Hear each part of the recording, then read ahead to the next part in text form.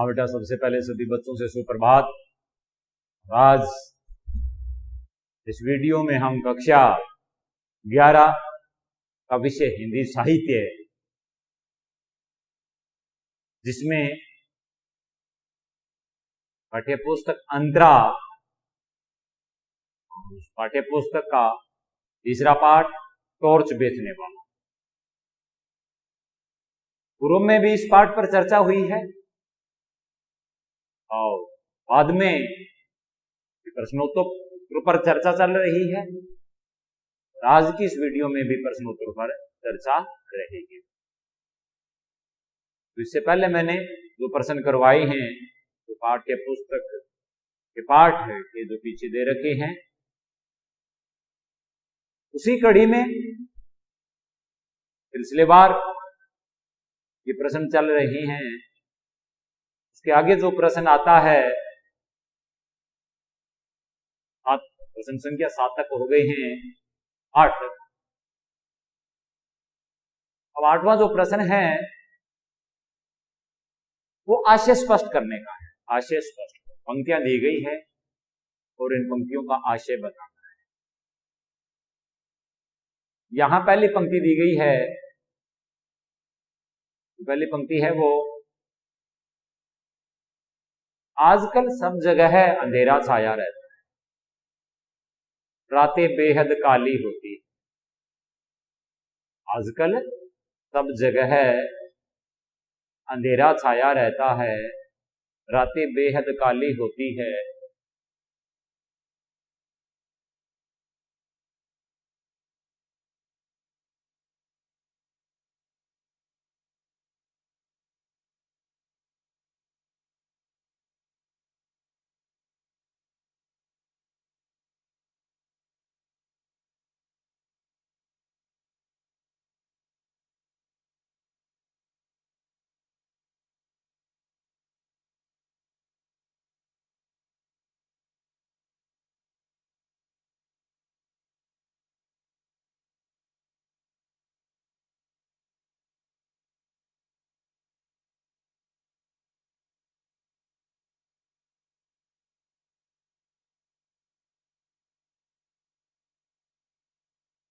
आजकल सब जगह अंधेरा छाया रहता है, रातें बेहद काली होती है, अपना ही हाथ नहीं सूझता।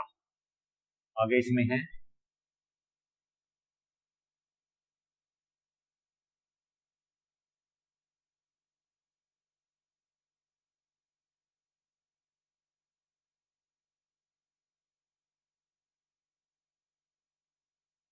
इस पंक्ति का आशय स्पष्ट करना है, प्रभाव बताना है, इसका मतलब क्या है, लेखक ने ये जो कही है बात। देखिए बेटा, टॉर्च बेचने वाला जो पाठ है उसको हमने भली भांति से पढ़ा है, उसको समझा है, उस पर चर्चा हुई है। उस पाठ में ये पंक्तियां आती हैं। इस पाठ के अंदर ये जो पंक्तियां हैं, ये पंक्तियां सूरज छाप कंपनी की टॉर्च बेचने वाला जो व्यक्ति है उसके द्वारा कही गई है। पाठ के अंदर ये जो पंक्तियां हैं वो सूरज छाप कंपनी की जो टॉर्च बेचता है उसके द्वारा ये बात कही गई है, ये पंक्तियां कही गई। वह व्यक्ति अपने टॉर्च बेचने के लिए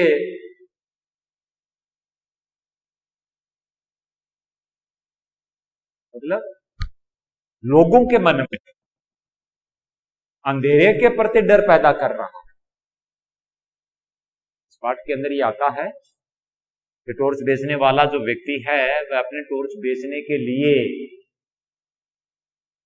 लोगों के मन में, हृदय में, भीतर उनके अंधेरे के प्रति डर, यानी अंधेरे को लेकर के लोगों को वो डराता है, भय पैदा करता है।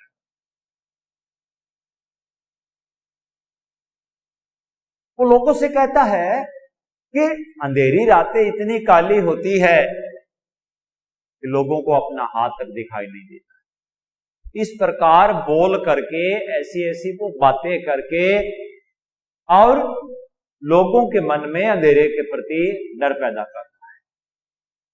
अंधेरी रातें कहता है इतनी काली भयावह होती है, इतनी भयानक होती है कि लोगों को रात के अंधेरे में इतने घनघोर अंधेरा होता है कि अपना हाथ भी दिखाई नहीं देता।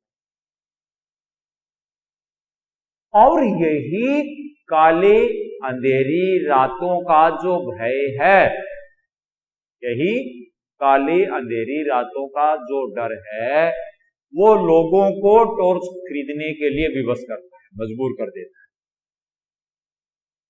लोग भयभीत हो जाते हैं उसकी बात को सुनकर के, डर जाते हैं और फिर डर के मारे उस अंधेरी रात के भय को दूर करने के लिए टॉर्च खरीदने के लिए वो मजबूर हो। वो ऐसा इसलिए करता है ताकि उसकी ज्यादा से ज्यादा टॉर्च दिखे। धन कमाने के लिए, पैसा कमाने के लिए, उचित अनुचित आज के युग में जितने भी हथकंडे तौर तरीके अपनाए जा सकते हैं, लोगों के द्वारा वे तौर तरीके अपनाए जा रहे हैं। इसी बात का जिक्र इस पाठ के अंदर हुआ। ये जो पर्सन है, ये आजकल सब जगह है अंधेरा छाया रहता है, रातें बेहद काली होती है, अपना हाथ नहीं सूझता है। इसका भावार्थ, इसका विषय यही है। ध्यान में आया होगा? इस प्रश्न का उत्तर आप सबने मेरी बात को गौर से सुना होगा। इसके बाद में एक और आगे पंक्ति आती है, दूसरी पंक्ति, प्रकाश बाहर नहीं है उसे अंतर में खोजो।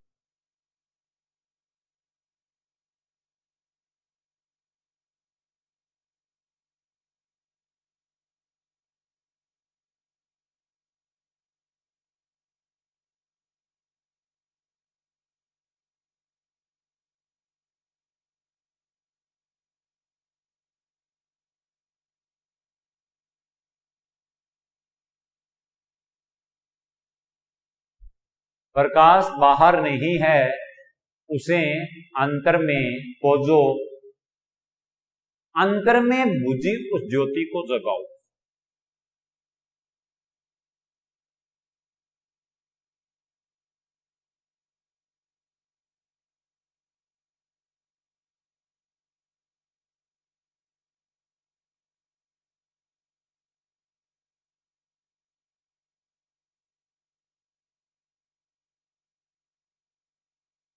अगली पंक्ति ये है,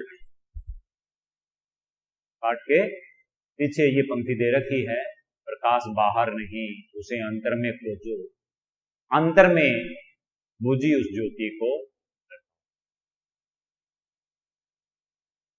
पाठ को पढ़ा है, पाठ को पढ़ते हैं तो ये पंक्तियां अवश्य आती है, बेटा पढ़ने को मिलती है।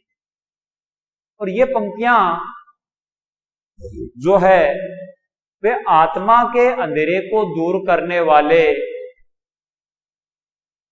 मंच पर महात्मा बैठा है, जो सिद्ध पुरुष बनकर के बैठा है, उसके द्वारा कही जाती है।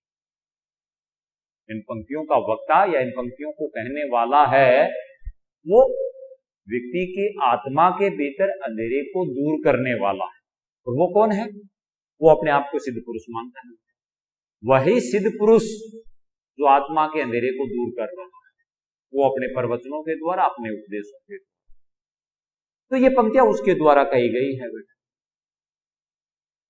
वह लोगों को अपने अंदर, अंतर का मतलब हो गया भीतर से, अंदर से, तो क्या करता है? वह लोगों को अपने अंदर बसे या विद्यमान या बैठा हुआ जो अंधेरा है, उसको दूर करने के लिए आत्मा के प्रकाश को जगाने की सलाह देता है।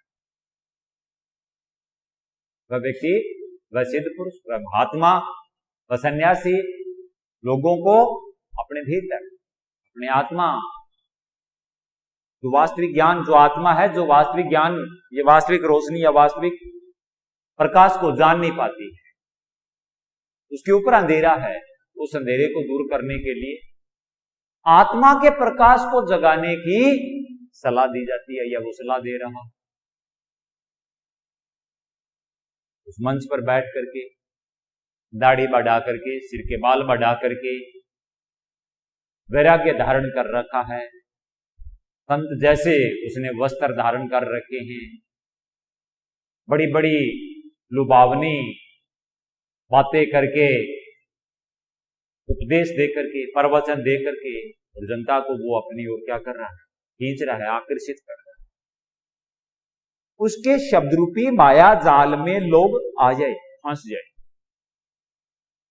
और ये चलता है बेटा आज के युग के, आधुनिक युग के जो लोग हैं, आधुनिक युग में जितने भी, देखिए बेटा वास्तविक वैराग्य तो किसी में नहीं है। धन लोलुप, धन लोलुप प्रवृत्ति के जो लोग हैं वो बहुत हैं। हम जिस वैराग्य की, वास्तविक वैराग्य की बात करें, वो आज के युग में संभव नहीं। ऐसे त्यागी, ऐसे तपस्वी, ऐसे संत, ऐसे महात्मा हमारे आसपास देखने और सुनने को बहुत कम मिलते हैं। अगर वर्तमान युगीन परिस्थितियों की हम बात करें तो आसपास हमारे सिर्फ एक ही संत का नाम आता है। उनके अलावा मुझे नहीं लगता है कि कोई और होगा, और वो है संत राम सुखदास जी। देखिए बेटा, ऐसे पुरुष, ऐसी महान आत्माएं इस धरती पर यदा कदा ही अवतरित होती है, और ऐसी आत्माएं इंसानियत और मानवता के लिए ऐसे कार्य करके जाती है कि उनके जाने के बाद में उनका स्मरण किया जाता है, उन्हें याद किया जाता है। पहले रामकृष्ण परमहंस, स्वामी दयानंद सरस्वती, राजा राम मोहन राय, स्वामी विवेकानंद, वास्तव में वो ऐसे संत थे, त्यागी थे, महान पुरुष थे। यद्यपि वो आज यहां नहीं है इस दुनिया के अंदर, लेकिन उनके आदर्श, उनके मूल्य, उनकी नैतिकता, उनकी शिक्षाएं हैं, वो अजर अमर है। और उन्होंने जो ज्ञान दिया था वो वास्तविक प्रकाश था, वो वास्तविक रोशनी थी। वह ज्ञान वो वास्तव में आत्मा पर पड़े हुए अंधकार के पर्दे को हटाने वाला था, लेकिन हम धीरे धीरे भूलते जाते हैं। आज के जो ये इस प्रकार के जो लोग हैं, देखते हैं आसपास के अंदर कथावाचक बन करके बड़ी बड़ी भव्य पंडालों का आयोजन करके, बड़े भव्य मंचों की साज सज्जा करके, उन सबको वातानुकूलित बना करके वहां बैठ करके बड़े ऐशो आराम के साथ वो प्रवचन देते हैं। चलिए बेटा, इन बातों को छोड़िए, ये तो इन परिस्थितियों का है, चित्रण है। तो इस प्रकार से बेटा ये पंक्तियां आत्मा के अंधेरे को दूर करने वाले सिद्ध पुरुष के द्वारा कही गई थी। वह लोगों को अपने भीतर, अपने अंदर बैठा हुआ जो अंधेरा है उसको दूर करने के लिए, आत्मा के प्रकाश को जगाने की वो बात करता है, उनको सलाह देता है। उसने संत जैसा वेश है वो बना रखा है, और बड़ी बड़ी बातें करके सारे जन समुदाय को वो अपनी ओर आकर्षित करना चाहता है। यह है इस पंक्ति का आशय कि प्रकाश बाहर नहीं, उसे अंदर में खोजो, भीतर खोजो, अंतर में बुझी उस ज्योति को जगाओ। इसके बाद में एक और पंक्ति आती है, अगली पंक्ति तीसरी, धंधा वही करूंगा यानी टॉर्च बेचूंगा, बस कंपनी बदल रहा। धंधा वही करूंगा यानी टॉर्च बेचूंगा, बस कंपनी बदल रहा।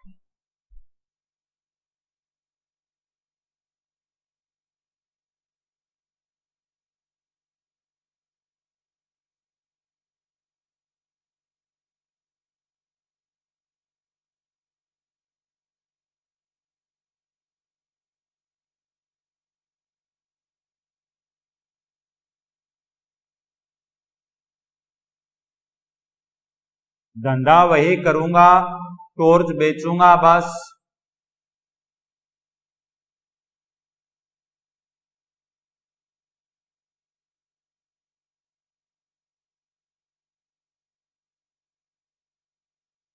इस पंक्ति का आशय बताना है बेटा। ये पंक्तियां भी हमारी उसी पाठ के अंदर है, पढ़ने को मिलती है बेटा। धंधा वही करूंगा, दोनों मित्रों में से एक मित्र कहता है, यानी धंधा वही करूंगा, टॉर्च बेचूंगा बस, कंपनी बदल। इसका मतलब उन दोनों दोस्तों में जो पहला दोस्त है जो टॉर्च बेचने का काम करता है, और इस काम में, टॉर्च बेचने के काम में उसको परिश्रम ज्यादा करना पड़ता है, मेहनत ज्यादा करनी पड़ती है, या अधिक परिश्रम की इसमें आवश्यकता भी है। वह पहला दोस्त है जो टॉर्च बेचने का काम करता है, जिसमें मेहनत ज्यादा की आवश्यकता पड़ती है। वह अपने दोस्त को आत्मा के अंधेरे को दूर करने का काम, वह देखता है कि उसका जो दोस्त है वो आत्मा के अंधेरे को दूर करने का काम कर रहे हैं, यानी साधु बन करके और पैसे कमाते हुए उसको देखता है। क्या करता है? अपने दोस्त को आत्मा के अंधेरे को दूर करने का काम, यानी साधु बन करके और पैसे कमाते उसको देखता है। उसको देख करके वो प्रभावित हो जाता है कि मेरे वाले काम में तो मेहनत करनी पड़ती है, माथापच्ची करनी पड़ती है, भागदौड़ करनी पड़ती है, चौराहे पर सारा दिन खड़ा रहना पड़ता है।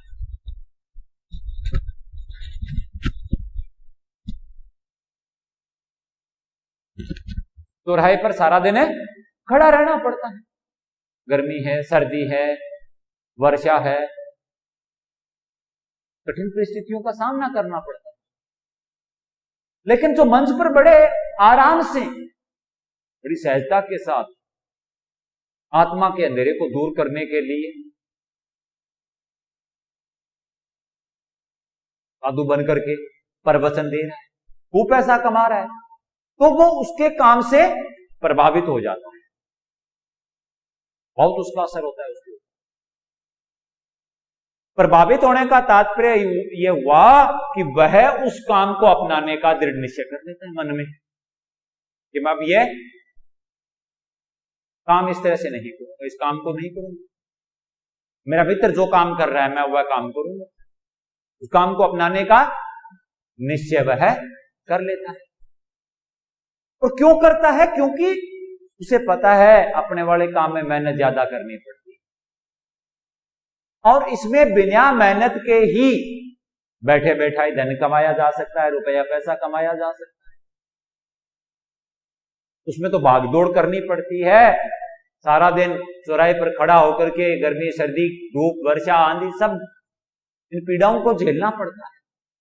मेहनत ज्यादा है, भागदौड़ ज्यादा है, माथापच्ची ज्यादा है, परेशानी ज्यादा है उसकी।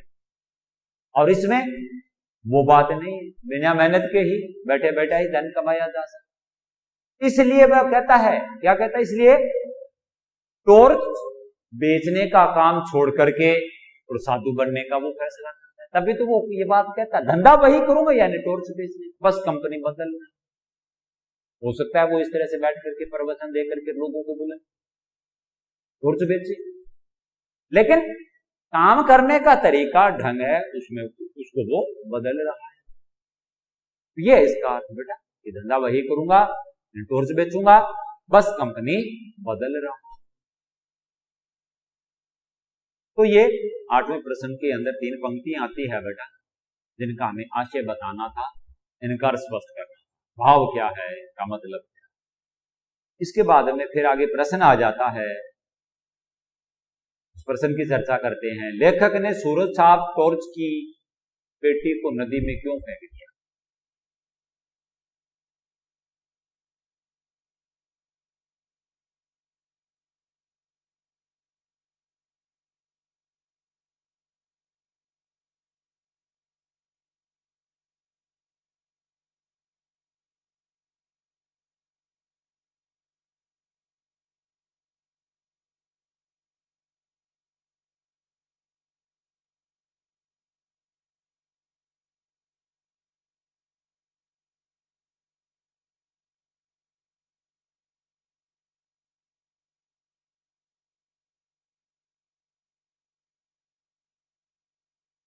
लेखक ने सूरज साहब टॉर्च की पेटी को नदी में क्यों फेंक दिया? क्या आप भी वही करते? लेखक का कहने का मतलब, यदि आप वहां होते तो क्या आप भी वही करते?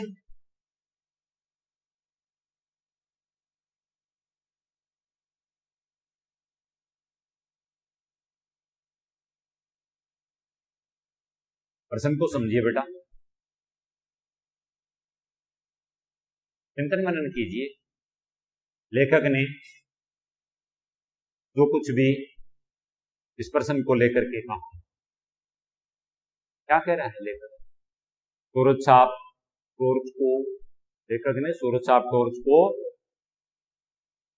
टॉर्च की जो पेटी थी उसको नदी में क्यों फेंक दिया?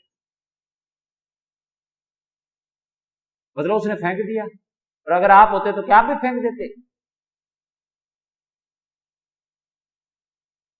हम लेखक के विचारों से सहमत हैं, कार्य प्रणाली से सहमत हैं। निश्चित रूप से हम लेखक की कार्य प्रणाली से बेटा प्रभावित हो रही है।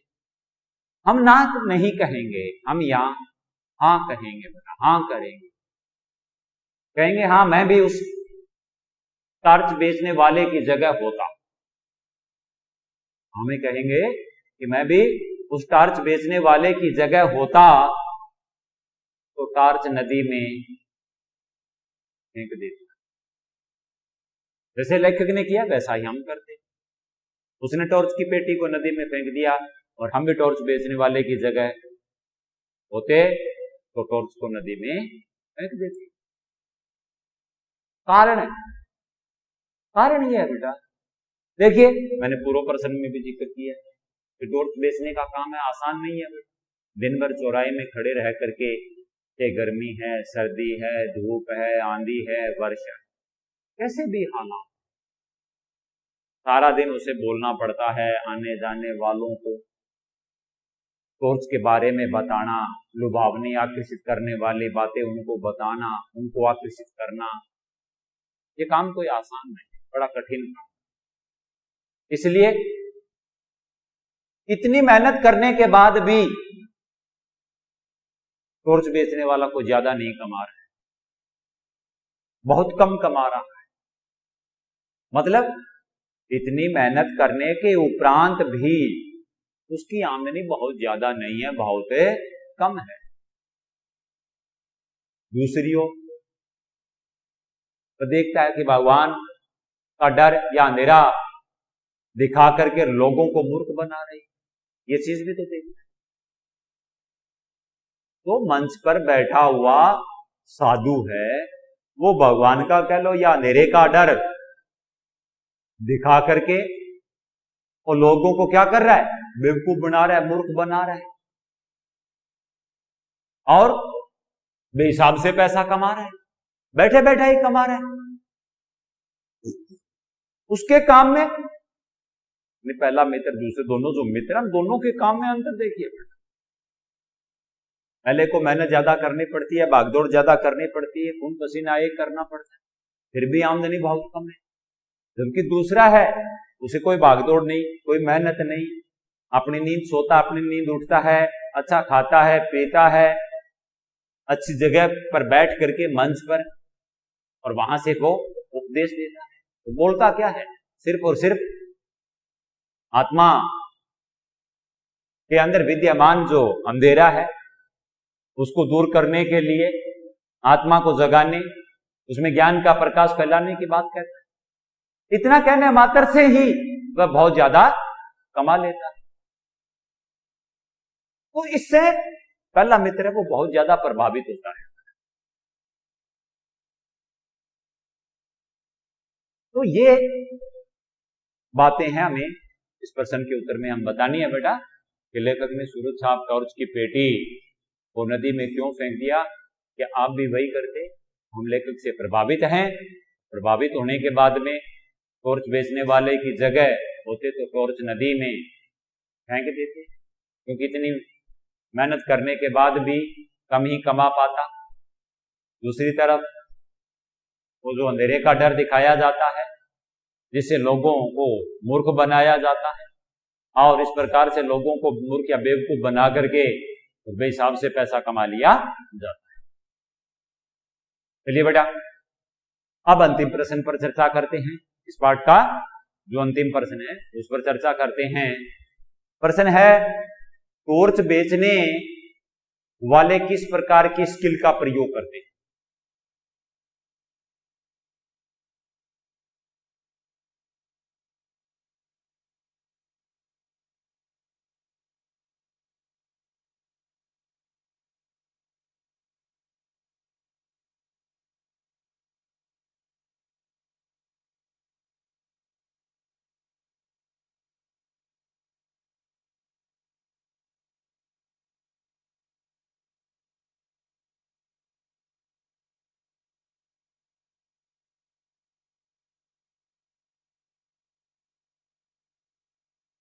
टॉर्च बेचने वाले किस प्रकार की स्किल का प्रयोग करते हैं? क्या इसका स्किल इंडिया प्रोग्राम से कोई संबंध है?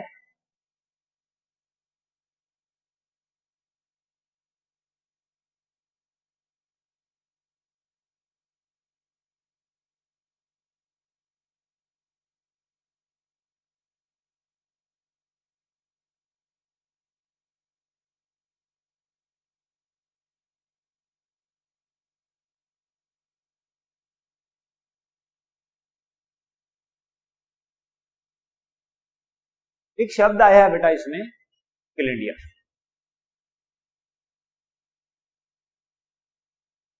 आपने कुछ समय पूर्व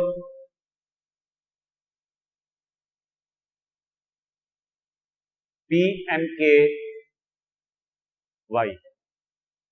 प्रधानमंत्री PMVKY प्रधानमंत्री विकास कौशल के नाम से कार्यक्रम चलाया था, जिसमें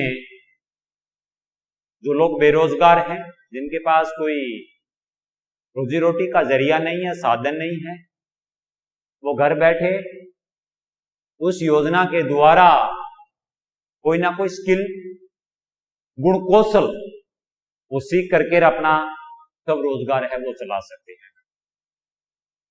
तो यहां लेखक ने जो प्रश्न किया है, टॉर्च बेचने वाले किस प्रकार के स्किल का मतलब होता है कौशल। क्या होता है? कौशल प्रयोग करते हैं कि क्या इसका स्किल इंडिया प्रोग्राम से कोई संबंध? अब बेटा चलिए पहले इसी पर चर्चा हम करते हैं, उदाहरण मैं बाद में दूंगा, आगे दूंगा। कि जहां इस पाठ में हम देखते हैं टॉर्च बेचने वाला, उसका जिस कंपनी की तरफ से, सूरज कंपनी की तरफ से जो उत्पादन हो रहा है, यानी उसका प्रोडक्ट कह दो या उत्पाद कहेंगे, जो उत्पाद है, प्रोडक्ट का मतलब उत्पाद, उसकी विशेषताओं के बारे में बताते हैं। टॉर्च बेचने वाले उत्पाद की विशेषताओं, उसके गुणों के बारे में बताते हैं, साथ में उन हालातों से भी उनको अवगत करवाते हैं जिनसे बचने के लिए वे इन उत्पादों का प्रयोग करते हैं। क्या करते हैं? टॉर्च बेचने वाले उत्पादों की विशेषताओं का जिक्र करते हैं, उसके बारे में बताते हैं, और उन्हें उन हालात या परिस्थितियों के बारे में भी बताते हैं या अवगत करवाते हैं जिनसे बचने के लिए वे इन उत्पादों का प्रयोग करते हैं। यह है टॉर्च बेचने वाले किस प्रकार के स्किल का प्रयोग करते हैं, वो उनकी विशेषताओं का जिक्र करके। समझ गए बेटा इस बात? क्या इसका संबंध स्किल इंडिया प्रोग्राम से बताना है?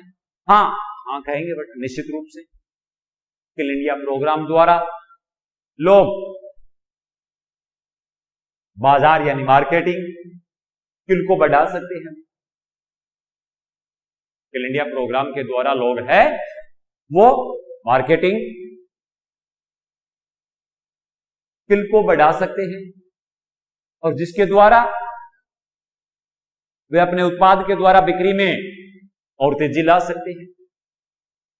हम यहां हाँ कहेंगे, हाँ स्किल इंडिया प्रोग्राम द्वारा लोग मार्केटिंग स्किल को बढ़ा सकते हैं। बाजार के अंदर किस कौशल, किस गुणवत्ता को अपनाया जाए जिससे उत्पाद है वो ज्यादा से ज्यादा बिके, क्योंकि बाजार के अंदर एक प्रतिस्पर्धा चलती है और उस प्रतिस्पर्धा के अंदर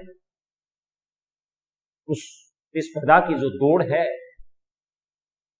उसमें जितने भी उत्पाद होते हैं वो शामिल होते हैं, उनको साथ चलना पड़ता है। अगर साथ नहीं चलेंगे पिछड़ जाएंगे, फिर वो फेल हो जाएंगे बेटे।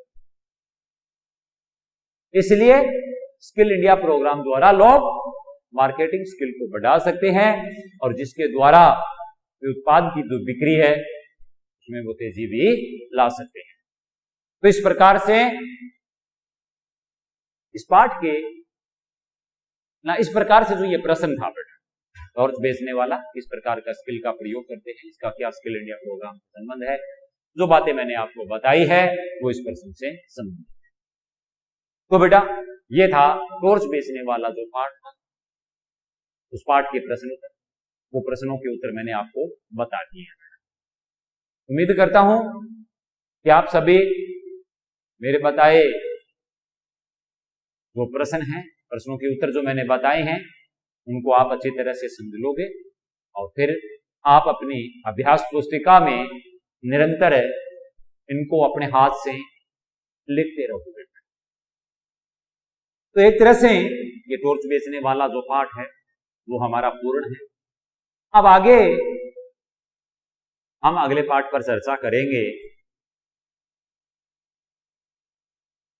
देखिए बेटा, एक बात ध्यान देखिए, हालात परिस्थितियों से हमें समझौता करके चलना है, इनसे बगावत नहीं करनी। ये हालात परिस्थितियां कब तक रहेगी कुछ कहा नहीं जा सकता, लेकिन अगर समस्या है तो उसका समाधान भी होता है। ये एक बहुत बड़ी चुनौती है हमारे सामने, वर्तमान जो हालात हैं बहुत बड़ी समस्या बनकर के उभरी है, तो इसका कोई ना कोई समाधान निकलता है। देखिए बेटा, कुछ दिन पहले आप बिल्कुल शून्य पर थे, जीरो पर थे, पढ़ने पढ़ाने से संबंधित कोई भी सामग्री आपको उपलब्ध नहीं हो रही थी, विद्यालय बंद थे, पाठ्यक्रम बदल चुका था, पुस्तकें आपके पास थी नहीं या उपलब्ध बाजार में नहीं हो पा रही थी। लेकिन जैसे जैसे समय निकलता गया धीरे धीरे ये ऑनलाइन क्लासें हैं वो शुरू हो गई हैं, किताबें आ गई है। अब पहले जितनी गंभीर जो समस्या है वो पहले जितनी गंभीर नहीं रही है। पहले आप जीरो पर थे, अब जीरो से ऊपर उठ गए हो। एक विकल्प, एक रास्ता आपको आगे चलने का, पढ़ने का मिल चुका है।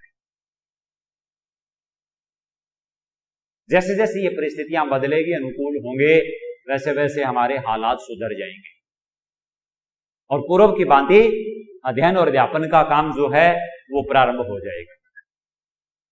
लेकिन जब तक वो समय नहीं आता है तब तक हमें इसी तरह से अध्ययन अध्यापन का कार्य है उसको सुचारू रूप से चलाना है।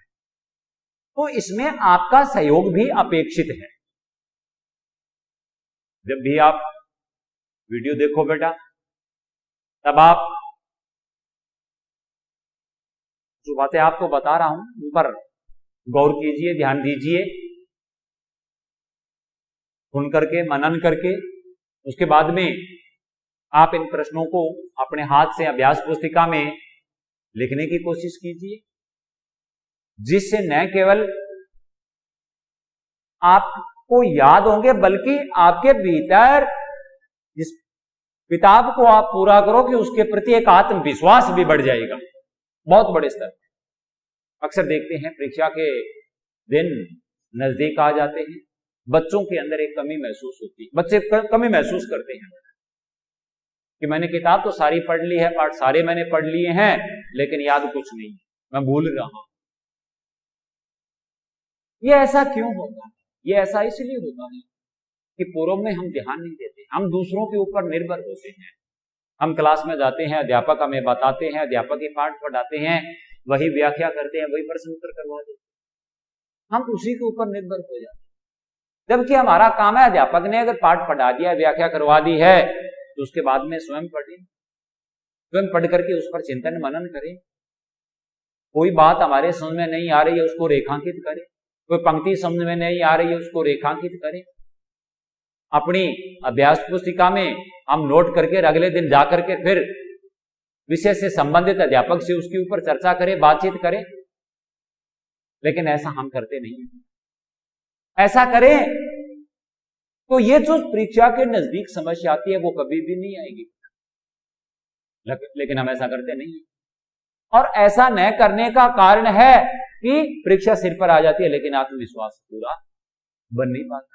इसलिए बेटा उस कमी से, उस बुराई से बचने के लिए जैसे आपको बताया जाता है उसी के अनुरूप आप काम कीजिए। अगले पाठ पर चर्चा है वो अगली वीडियो में करेंगे। तब तक के लिए धन्यवाद।